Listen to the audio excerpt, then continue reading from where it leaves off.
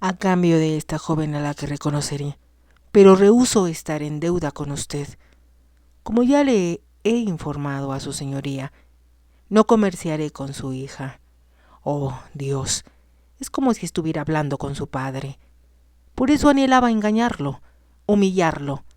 Todo el mundo creyó que quería vengarme de él por haberme robado la novia. Eso me afectó en ese momento, pero pensé que por lo menos él había demostrado sus flaquezas humanas y que podía cometer un acto que no fue completamente honorable, ni mucho menos virtuoso. Pero después de eso, ¿quiere decir?, preguntó el marqués, hablando muy despacio, como si no pudiera evitar hacer esa pregunta, ¿que el motivo por el que su señoría engañó a mi padre no fue su deseo de venganza por haberle arrebatado a mi madre? Lo odié por eso, pero lo odié mucho más después. ¿Puede imaginarse lo que significó vivir bajo su sombra? Escuchar a todo el mundo decir, día a día, año tras año, cuán inteligente, cuán brillante y qué honorable era él. En el condado nunca me consultaban los asuntos importantes, aunque mi rango era superior. No, iban a buscar a Thane. Era él quien tenía las respuestas apropiadas. Thane era tan sabio, tan comprensivo, y tenía tantas influencias que fue nombrado encargado del condado. El duque prosiguió, levantando la voz. Todo lo que yo hacía, o lo que decía o pensaba, quedaba relegado al olvido, oscurecido por la intolerable superioridad de su padre. Alguien se refirió a él como el hombre más amado de Inglaterra, y a veces llegué a pensar que la única forma de librarme de su presencia era asesinándolo. Nunca lo hubiera imaginado, murmuró el marqués. Nadie lo sabía. ¿Cree que yo deseaba exponer mis sentimientos, dejar que los demás comprendieran lo humillado y empequeñecido que su padre me hacía sentir? Pero al final le gané la partida. Solo espero que allá en el cielo, donde seguramente disfruta de gran estima, se haya enterado de que le hice firmar un papel fraudulento y le arrebate sus tierras a su heredero. Pero mi venganza no ha tenido éxito, y supongo que usted dirá, poéticamente, que el haberme aventajado en astucia es un acto justiciero. Los labios del marqués se torcieron en una leve sonrisa. Su señoría entenderá que, siendo el hijo de mi padre, no exijo recompensa por devolverle a su hija, ni porque se le reconozca a Alistair Merrill sus legítimos derechos como su heredero. Como ya le he dicho, Thane, no aceptaré ninguna caridad de usted. En los ojos del duque brilló una chispa de malicia, y luego continuó diciendo, pensará que estoy hablando por gusto, pero puedo asegurarle que o acepta sus tierras, que solo me han traído dolores de cabeza desde que las poseo, o bajaré y se las regalaré al primer libertino que me encuentre tomando oporto en el salón. Su señoría no habla en serio, le juro que lo haré. Tal vez esa sea mi mejor venganza. Me divertirá verlo sufrir por las tierras que le ofrecí a cambio de mi octava hija, y que ha dejado pasar a manos de un desconocido por un capricho sin sentido. El duque tenía una expresión burlona, pero el marqués sabía que estaba hablando muy en serio. Era la clase de acción inútil e irresponsable que el duque cometería en un momento de despecho: regalar las tierras por las que había peleado con tanto ahínco. El marqués titubeó un momento y luego añadió: no aceptaré las tierras como un regalo, pero jugaré con usted por última vez. Apostaré todo lo que tengo contra las propiedades que fueron de mi padre y de las que ahora es usted dueño. ¿Apostará qué? El castillo, mi casa de Londres y toda mi fortuna. ¿Está usted loco? No. Las apuestas estarán parejas, pero tengo confianza en mi suerte. No lo ha acompañado mucho, que digamos, hasta hace apenas un mes. Tengo el presentimiento que ahora tendré suerte. Los abultados párpados del duque se cerraron y su aspecto de cansancio se desvaneció. Su instinto de jugador era muy fuerte y sus manos se contrajeron anhelando sentir el roce de las cartas. Sin embargo, solo jugaré con su señoría con una condición: dijo el marqués con voz calmada. ¿Qué condición? Como ya le he dicho, confío en mi suerte. Esto no será un duelo de astucia. Será la providencia quien decida. Cortaré las cartas y ganará el que saque el primer as. Deberían encerrarlo en un asilo. ¿Qué hará si pierde? Me iré de Inglaterra. De todos modos, es muy poco lo que me retiene aquí. El duque alzó las cejas, y el marqués tomó una silla y se sentó. Inmediatamente apareció un ayudante con un paquete de naipes y, como de costumbre, colocó una copa de vino junto al duque. Ninguno de los dos tocará las cartas, advirtió el marqués. Su señoría puede tomar la primera. Aceptaré esa pequeña concesión, dijo el duque sacando un 10 de corazones. El marqués destapó un 2 y el duque sacó un rey. El marqués tomó un 9. El duque sacó una reina y luego el marqués tomó un 8. Una sonrisa cínica acentuó las arrugas del rostro del duque. La sonrisa triunfante del jugador que confía en su suerte. Su siguiente carta fue un 9 y el marqués sacó un 5.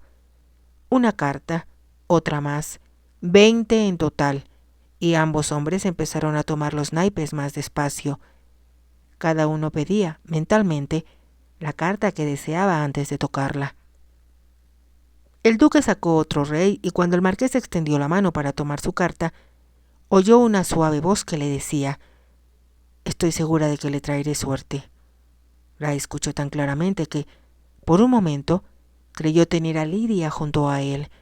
Entonces, volteó su carta. Era el as de corazones.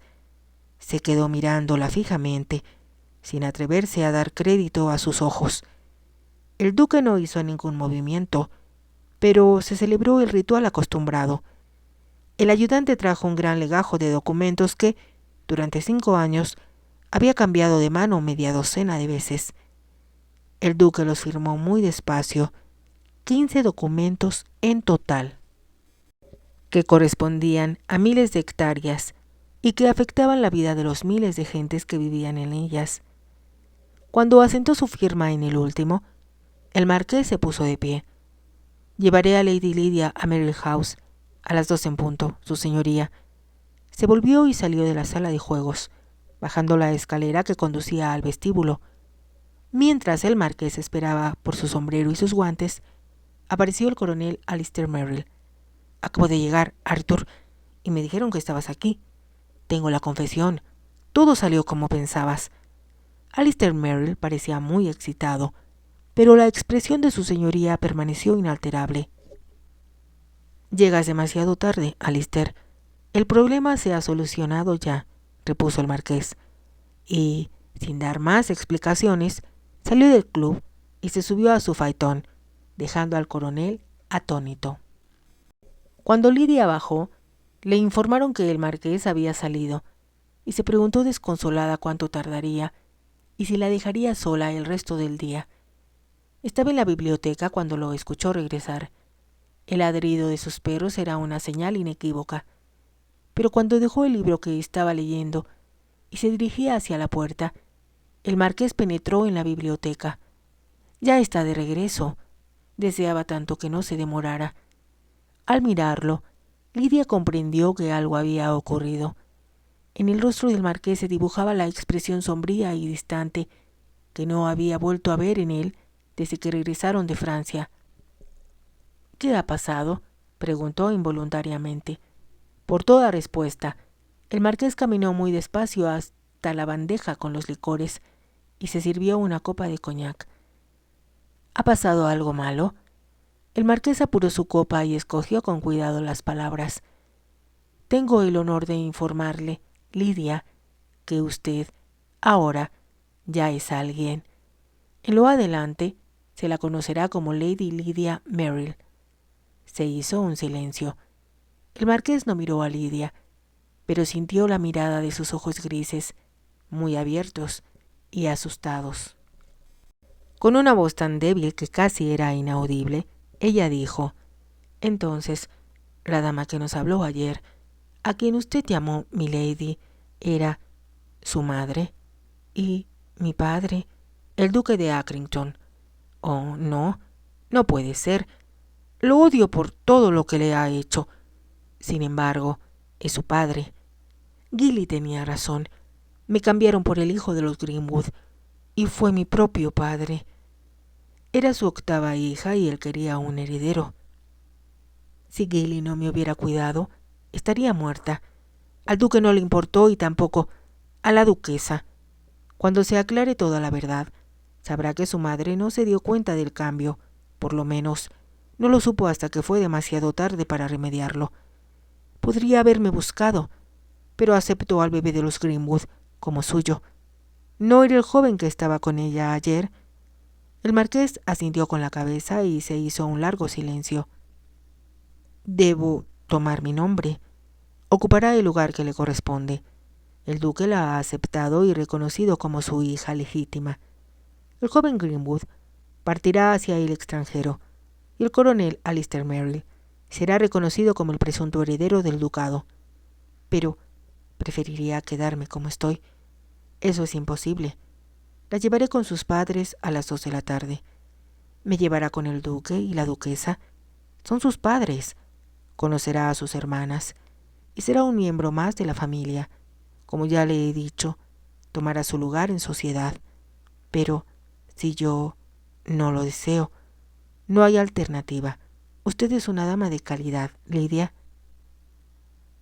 No deseo obtener esa posición. No pienso discutir. Lidia luchó por contener las lágrimas que asomaban a sus ojos. ¿Cómo logró que el duque me aceptara? Por supuesto, ya sé cómo lo consiguió. Me entregó a cambio de sus tierras. ¿No es verdad? Esa no es la verdad. No acepté nada a cambio. En ese caso, no tengo que ir con ellos. Si hubiera una deuda de honor, usted no podría rehusarse a pagarla.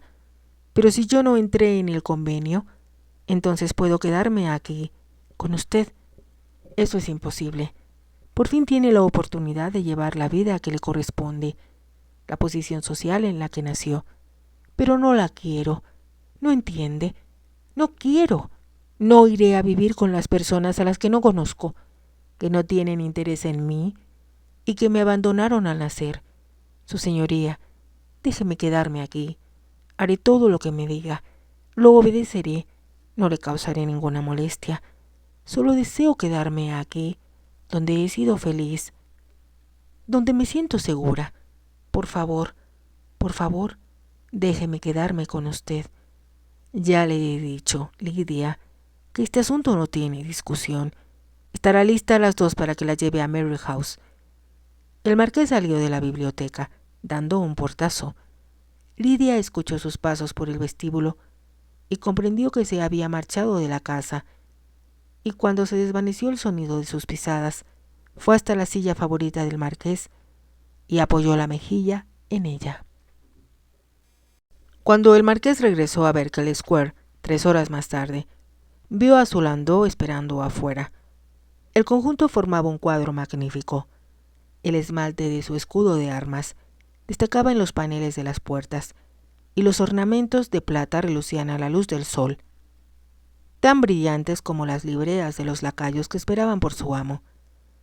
El magnífico par de caballos que formaban el tiro eran de buena sangre como los que montaban los palafreneros. Era obvio que el marqués pensaba entregar a Lidia a sus padres con gran estilo, pero su rostro era sombrío y su mirada dura cuando bajó de su faetón. No entregó su sombrero y sus guantes al lacayo, sino que ordenó en tono impaciente: «Dígale a la señorita Lidia que la estoy esperando». Chambers se acercó al marqués y le dijo en voz baja: «La señorita Lidia no está aquí, milord». «¿No está aquí? Ya son más de las 2». Miró el reloj del vestíbulo para confirmar la hora. La señora Danvers desea hablarle arriba. Por un momento pareció que el marqués iba a rehusarse, pero subió la escalera hasta el descanso, donde lo esperaba el ama de llaves. Ella, al verlo aproximarse, no pronunció una sola palabra, pero sus manos entrelazadas sobre el delantal negro y su rígido porte denotaban su ansiedad. «¿Qué tonterías son estas, señora Danvers? Le dije a la señorita Lidia que estuviera lista a las 2 en punto. Infórmele que la estoy esperando, porque partiremos inmediatamente. No comprende, milord. La señorita Lidia se ha marchado. Se ha marchado. Sí, se ha ido, milord, y estoy muy preocupada. No puede haber hecho eso, dijo el marqués como hablando consigo mismo, y poniéndose muy pálido. Es imposible.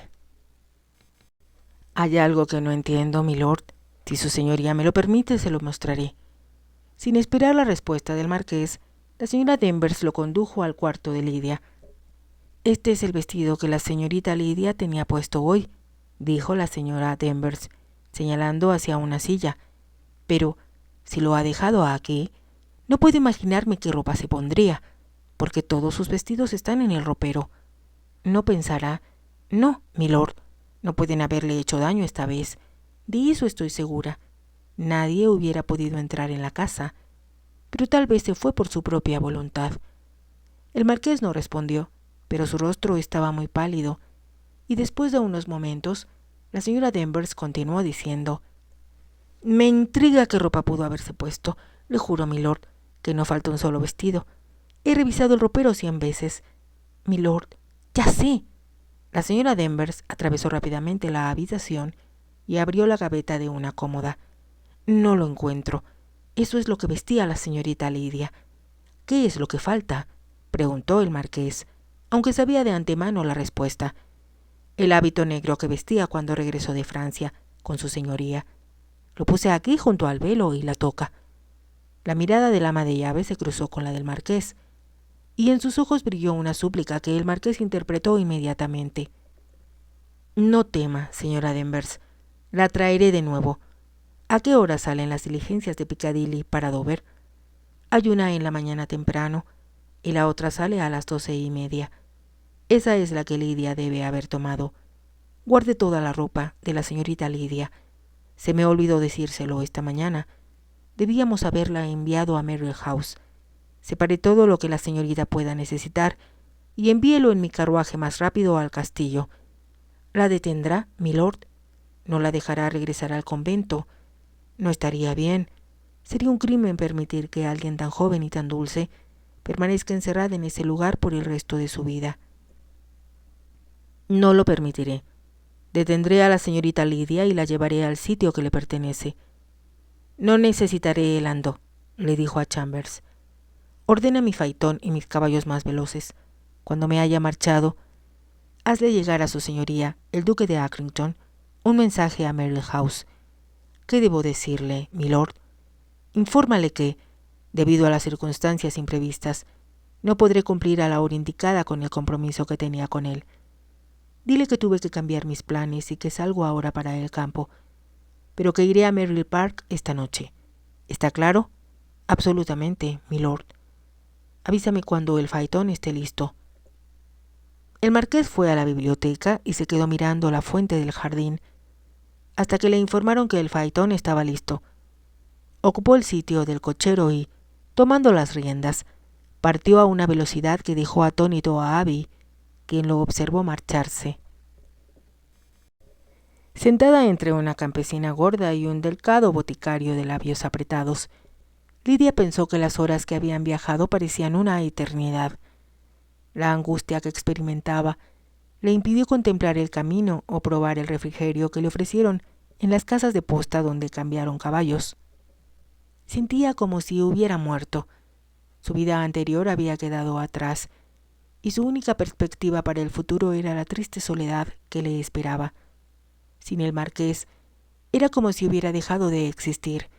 No quería pensar en los años que le aguardaban, ni imaginar lo que sería la vida sin él, sin escuchar su voz, sin contemplar su apuesta figura, sin saberlo cerca. Hubiera preferido que él la odiara a tener que soportar la fría indiferencia con que la arrojó de su lado, para enviarla a un mundo al que ella no pertenecía. No había vertido una sola lágrima desde que el marqués la dejó en la biblioteca, pero ahora el llanto acudió a sus ojos. Escondió la cabeza para que los pasajeros de la diligencia no pudieran advertir su desesperación.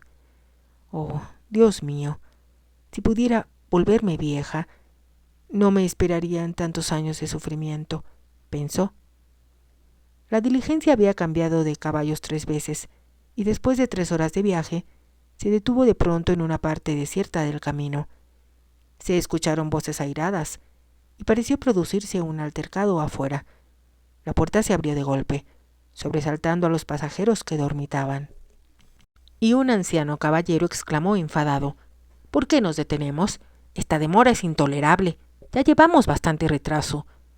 «¿Hay una monja aquí?», preguntó el cochero. «Haga el favor de bajarse.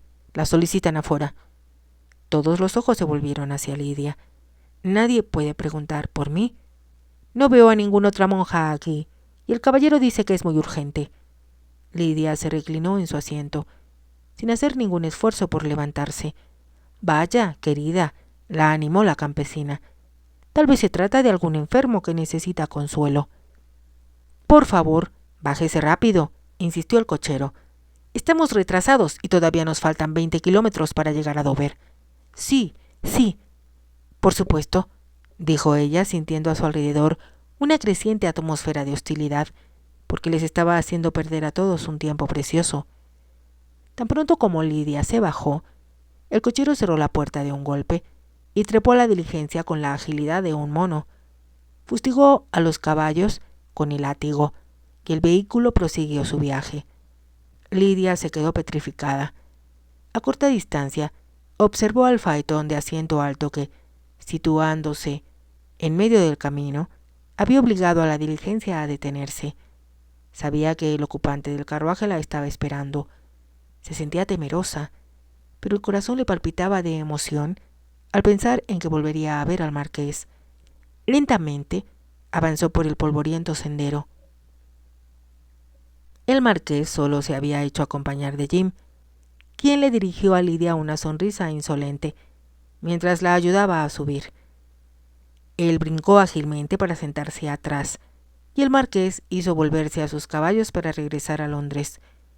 No se dignó mirar a Lidia, y a ella le causó un gran desconsuelo comprender, al observar sus labios apretados, que estaba furioso contra ella. Juntando las manos, reprimió un sollozo. Él estaba enfadado, y con justa razón.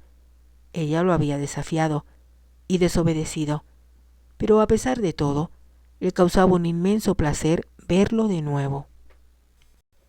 Un poco después el marqués dirigió sus caballos hacia una desviación, y ella comprendió hacia dónde se encaminaban.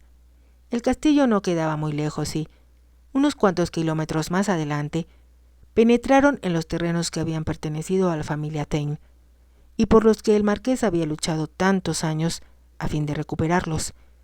Sintiéndose incómoda por las ropas que vestía, Lidia se quitó el velo y la toca. Pensó que se había recogido bien el pelo, pero el viento desprendió las horquillas que lo sujetaban y cayó como una cascada sobre sus hombros. Tenía la misma apariencia que cuando el marqués la había rescatado del convento, pero entonces él regresaba triunfante y ella se sentía inmensamente dichosa. Al mirarlo de nuevo pensó que nunca lo había visto tan inaccesible y ello le causó indecible pena. La belleza del castillo bajo el sol poniente no tuvo el poder de envolverla en su mágico influjo como la vez anterior. Temblaba y se sintió muy desvalida cuando Jim la ayudó a bajar del faetón y siguió al marqués por los escalones de piedra para entrar por la puerta principal. Cuando se haya cambiado y vestido decentemente, le dijo el marqués, en tono glacial, «Deseo hablar con usted en la biblioteca, Lidia». Se marchó al pronunciar estas palabras y Lidia, luchando por contener las lágrimas, subió la escalera con cansada lentitud. Para su sorpresa, al llegar al descanso, se encontró con la señora Danvers. Aquel rostro familiar, aquella acogedora sonrisa, fueron un gran consuelo para Lidia. Corrió hacia ella y las lágrimas, por tanto tiempo contenidas, rodaron por sus mejillas cuando la señora Danvers le tendió los brazos. «Vamos, vamos, señorita. Digo, milady, todo saldrá bien. No llore, querida. No hay por qué llorar. Su señoría está furioso conmigo, pero tenía que irme. Tenía que hacerlo. Venga a su habitación, milady. Tengo listo un baño caliente y le he traído su ropa desde Londres. No esperaba verla aquí, dijo Lidia entre sollozos. Lo sé, milady, pero cuando su señoría me dijo que enviara sus vestidos al castillo, pensé que sería mejor que viniera yo misma, porque podría necesitarme. Oh, me alegro tanto de que lo haya hecho, señora Danvers. ¿Qué voy a hacer? No quiero ir con los duques, y no iré. No se preocupe por nada ahora, milady. Le traje una sustanciosa sopa. Casi estoy segura de que no ha comido nada en todo el día. El señor Bateson me preguntó, antes de subir, si quería comer algo. No vaya a pensar que descuidó sus obligaciones, pero creo que no podría pasar bocado. Tendrá que comer algo antes de ver a su señoría. Debo apurarme. Me está esperando. Deje que la espere un poco. Quizá eso disipe su mal humor. Y no querrá que la vea con el cabello enredado y vistiendo ese horrible hábito.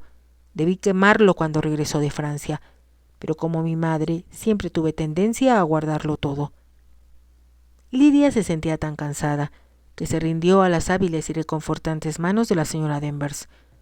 El baño perfumado de jazmín la relajó, y la señora Danvers la ayudó a secarse. Por darle gusto a las obsequiosa ama de llaves, comió algo del alimento que le sirvieron, y se sintió un poco más fuerte cuando subió la escalinata. Cuando estuvo lista, se miró en el espejo. La señora Danvers le había vestido con un traje de noche, y cuando Lidia miró el reloj, advirtió que ya casi era hora de cenar. No había usado antes el vestido que llevaba puesto, confeccionado en encaje sobre un fondo de tela plateada. Lidia parecía haber acabado de salir de las cristalinas aguas del lago cercano al castillo. «Tengo que ir abajo», dijo de pronto. «Ya está lista, milady», repuso sonriendo la señora Danvers. «Y no tenga miedo. Estoy segura de que su señoría será de nuevo amable con usted. Además, tiene buenas noticias que darle. Ha recuperado sus tierras. Cuando se conozca la noticia, habrá festejos en sus propiedades, como no se veían desde que el viejo marqués trajo a su esposa al castillo. ¿Tu señoría ha recuperado sus tierras? Afortunadamente, él no ha querido decir nada, pero el sobrino del señor Chambers trabaja en el Club White y, aunque debía haberse callado la boca, no se pudo contener y nos dio la noticia antes que yo saliera. Oh, milady, es una alegría tan grande para todos. La inseguridad, la tristeza serán cosa del pasado». «Así que el marqués recuperó sus tierras», repitió Lidia con voz ahogada. Salió de la habitación con la cabeza erguida. Ya no se sentía temerosa. Cruzó el vestíbulo y un lacayo le abrió la puerta de la biblioteca. El marqués estaba parado junto a la ventana mirando hacia los árboles del parque. Se volvió al sentirla entrar y, por un momento, sus miradas se cruzaron, pero ella no pudo descifrar la expresión de sus ojos. «¿Por qué me mintió?», preguntó Lidia en un tono de voz extraño. «¿Cuándo le he mentido?», contestó el marqués frunciendo el ceño, como si considerara la pregunta impertinente. «Me dijo que no me había cambiado por sus tierras y yo le creí. Y puede creerlo. No pedí nada. ¿Me oye, Lidia? Nada a cambio de que el duque la reconociera como su hija legítima. Entonces, ¿cómo es que ha recuperado sus tierras tan inesperadamente? Se las gané al duque. Si quiere saber la verdad, me vi obligado a jugar con él. Su señoría me amenazó con regalar mis antiguas propiedades al primer miembro del club que se encontrara en el salón si yo no las aceptaba, porque él, a su vez, no deseaba aceptar mi caridad. Entonces, ¿qué fue lo que apostaron? ¿A mí? Aposté el castillo, mi casa en Londres y toda mi fortuna, contra las tierras que el duque poseía y que pertenecieron a mi padre. Debió estar loco para hacer tal cosa. Eso fue lo que dijo el duque. ¿Y si lo hubiera perdido? No hubiera tenido importancia. Me hubiera marchado al extranjero. ¿Qué es lo que pienso hacer ahora? ¿Se irá al extranjero?, repitió Lidia muy despacio, como si no hubiera escuchado bien. Pero ha recuperado sus tierras. Sus habitantes están de nuevo bajo su protección. Puede empezar a poner en práctica los planes que discutimos, realizar mejoras, reconstruirlo todo. Eso no tiene importancia. ¿Cómo puede decir que no tiene importancia? ¿Qué ha ocurrido? ¿Por qué ya no le interesa lo que tanto luchó por conseguir? Quiero saberlo. Ese no era el asunto que quería discutir, sino acerca de usted. Desobedeció mis instrucciones. Mis instrucciones. ¿Por qué se escapó? La miró de frente al hablarle y ella alzó su rostro hacia él. Sabe muy bien por qué me marché. ¿Por qué es tan obstinada? No comprende la diferencia que significa en su vida ser la hija del duque. Lidia tendrá a la sociedad entera a sus pies. No me interesa la sociedad, de la que no conoce nada. ¿Qué experiencia ha tenido del mundo social, excepto los libertinos que conoció por mi conducto? Fue la única manera que tuve para colocarla en su sitio. Pero ahora debe olvidar todo eso. Y también tengo que olvidarlo a usted. Esto no será difícil cuando su madre le presente a jóvenes distinguidos. Conocerá a un hombre decente y virtuoso que le ofrezca matrimonio y con quien encontrará la felicidad. Y se imagina que un hombre decente y virtuoso de la mejor sociedad le ofrecería matrimonio a una mujerzuela repudiada por el marqués de Thane. No lo creo. Pero si necesito la protección de un hombre, puedo ir a buscar a Sir Roger Crowley o a alguien como él. El marqués fue hacia Lidia y la tomó con fuerza de los hombros. La sacudió con violencia, dejándola indefensa ante su ira. «¿Cómo te atreves a hablar así?», le dijo. «¿Con qué derecho te expresas como si yo no te hubiera dejado pura e inocente? Lo dices solo para enfurecerme. Si Crowley o cualquier otro hombre se atreve a tocarte, lo mataré». Sin soltarla miró los ojos de ella, agrandados por la sorpresa, el rubor que coloreaba su rostro, sus pálidos cabellos, los labios temblorosos. «Oh, Dios mío», exclamó. Era la queja de un dolor incontenible. Estrechó a Lidia con fuerza entre sus brazos y besó brutalmente sus labios. La abrazó con tal vehemencia que la dejó sin aliento. Le lastimó la boca con su beso, haciéndola arder con la misma llama que a él lo consumía. Sus besos eran ahora más suaves, pero más posesivos, y ella respondió con vehemencia a su ternura. El marqués levantó la cabeza. Un fuego desconocido iluminaba los ojos de Lidia y transfiguraba su rostro una nueva belleza. «Amada mía», musitó él, «mi divino y pequeño amor, ¿cómo has podido tentarme así, evitando que llevara a cabo la única buena acción de mi vida, renunciar a ti? No puedo dejarte. Sabes que no puedo. Esto es una locura. ¿Te das cuenta de cómo soy? Me apodan el joven diablo. Durante los últimos 5 años solo he perseguido el vicio y la degradación. Has tratado de ponerme en la cabeza una aureola de santo, pero no me queda bien». «No puedo vivir sin ti», replicó ella. «Traté de hacer lo correcto, pero me lo has hecho demasiado difícil. Ahora no puedo dejarte ir. Te necesito, Lidia. ¿Me amas? Te amé desde el instante en que te vi por primera vez, pero luché contra ese sentimiento. Traté de odiarte por ser hija de quien eres, y cuando advertí tu dulzura, tu inocencia, supe que no eras para mí». La estrechó con más fuerza aún. «¿Te das cuenta de que casi me has vuelto loco? He sufrido como un condenado en el infierno, sin poder tocarte, sin atreverme a besarte, sin poder hacerte mía. ¿Y por qué no lo hiciste? Porque te amaba, porque no podía ensuciar lo único hermoso y perfecto que había conocido en mi vida. No es solo tu belleza, eres tú misma, tu alma, eres todo lo que un hombre puede desear». Los ávidos labios del marqués buscaron de nuevo los de Lidia. «Entonces, ¿no me dejarás ir? ¿Puedo quedarme contigo?» «¿Cuándo podremos casarnos?», preguntó él a su vez. «No hay necesidad de que te cases conmigo, si no lo estimas necesario». Él la atrajo hacia sí con una violencia que ella lanzó un pequeño grito. «Te casarás conmigo. Te ataré a mi vida con todas las leyes de Dios y de los hombres, con todas las ceremonias, libros y anillos que existan. Te he perdido 2 veces, Lidia. Ya no te dejaré escapar más. Serás mía, mía para siempre. ¿Entiendes?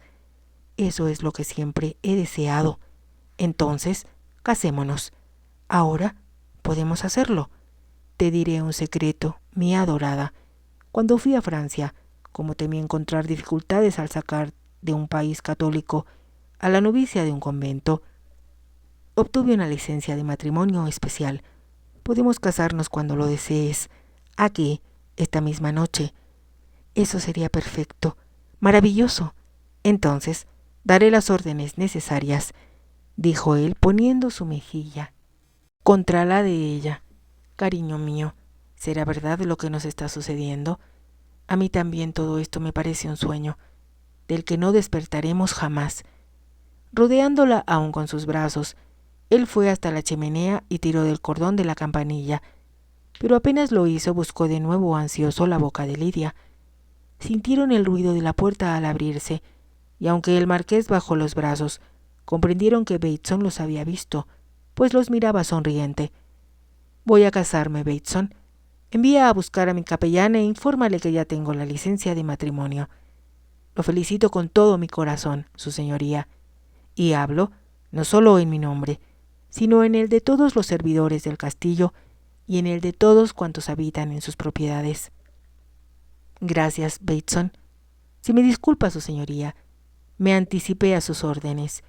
Imaginé que podría necesitar al reverendo, por lo que le pedí que estuviera listo por si requería de sus servicios. Los jardineros están decorando la capilla y estará lista en un cuarto de hora. Y la señora Danvers ha traído desde Londres el velo de encaje de la familia y la tiara de flores para mi lady». Bateson hizo una reverencia. «¡Qué buenas noticias! Buenas noticias, milord». Salió de la habitación, dejando al marqués con la boca abierta. Al mirar a Lidia, el marqués vio brillar sus ojos maliciosamente y la escuchó reír. «Te dije que lo sabían todo», dijo Lidia. «¿No te das cuenta de que tu valet debe haber visto la licencia de matrimonio?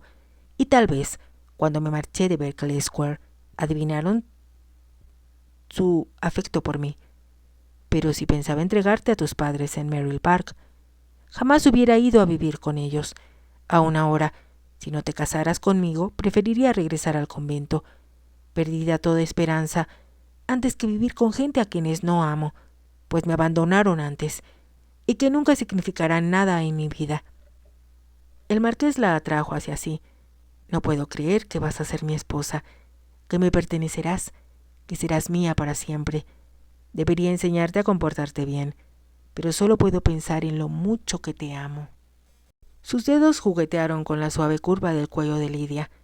«Tantos años luché por recuperar las tierras que pertenecieron a mi padre, y ahora que me pertenecen de nuevo, comprendo que no las quiero, si no puedo tenerte a ti también. Mi triunfo se convirtió en polvo y cenizas. No significaba nada al pensar que debía renunciar a ti. Por eso querías irte al extranjero. No podía permanecer en el país sin verte. Pero arriesgaste demasiado a una sola carta.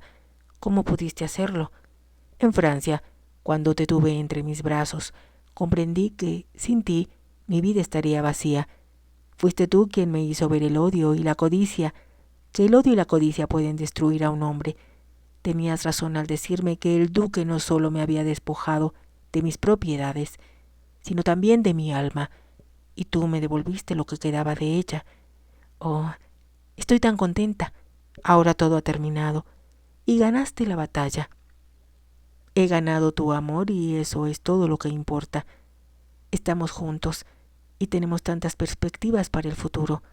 Podemos poner en práctica enseguida todos los planes que soñamos. ¿Te imaginas lo felices que podemos hacer a los habitantes de Waterless y a la gente de Lambeth? Te juro que no te aburrirás con tantos proyectos. ¿Crees que alguna vez podría aburrirme contigo? Eso es lo único que me preocupa. No temas», dijo el marqués con una ternura que ninguna mujer había escuchado antes. «Mientras estés a mi lado, todo lo que pido es ser feliz contigo, y te juro por Dios que yo también te haré feliz. Lo soy ahora.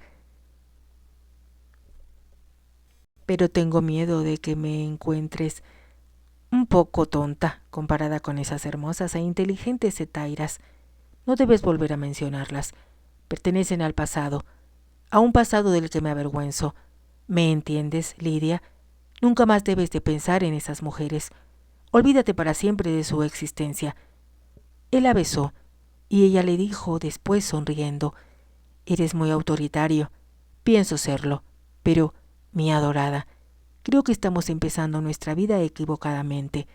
Desde el punto de vista social, deberíamos tener una boda espléndida, oficiada por el arzobispo en la iglesia de St. George en Hanover Square, mientras el regente y el mundo social observaba cómo nos unían en matrimonio. Te estoy vedando de todo eso, de la clase de boda que todas las mujeres desean. ¿Y quiénes serían mis damas de honor? ¿El cuerpo de ballet? El marqués frunció el ceño y luego se echó a reír. Me estás provocando deliberadamente. Tendré que enseñarte a comportar como corresponde a una marquesa, pero por el momento solo deseo besarte. Y también quiero pedirte algo antes que empecemos la formidable tarea de devolver la prosperidad a los habitantes de mis propiedades. ¿De qué se trata? ¿No podríamos pasar primero nuestra luna de miel solos? El tono de su voz y el deseo que ardía en su mirada hicieron ruborizar a Lidia. Mi inocente adorada, murmuró el marqués a su oído, tú me has enseñado muchas cosas, pero hay algo que yo deseo enseñarte. ¿Y qué podrá ser? Quiero enseñarte lo que es el amor, el verdadero y perfecto amor de un hombre por una mujer, cuando se pertenecen el uno al otro, cuando son un solo ser. El marqués obligó a Lidia a mirarlo cuando ella escondió el rostro contra el pecho de él. ¿No podríamos irnos juntos, solos en mi yate, hasta el fin del mundo? Podemos y lo haremos. Antes que me encadenes a tu voluntad, tengo que tenerte para mí solo. ¿Cuál es tu respuesta? Te amo, y todo lo que deseo es estar a tu lado, para siempre.